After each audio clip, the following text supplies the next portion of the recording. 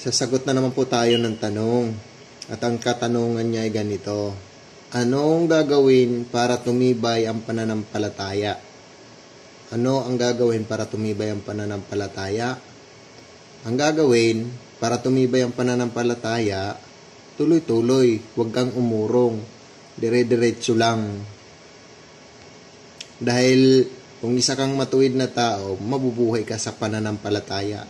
Kaya, tuloy-tuloy lang. Basahin natin yung Hebreo 10:38. At ganito ang nakasulat sa Hebreo 10 verse 38. Ngunit ang aking lingkod na matuwid at mabubuhay sa pananampalataya, at kung siya ay umurong, ay hindi kalulugdan ng aking kaluluwa.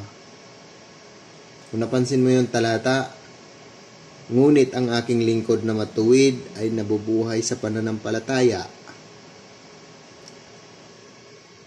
Kaya kung ikaw matuwid, kung ikaw ay matuwid, nabubuhay ka sa pananampalataya. Pero kung ikaw ay uurong, ay hindi ka kalulugdan ng kanyang kaluluwa.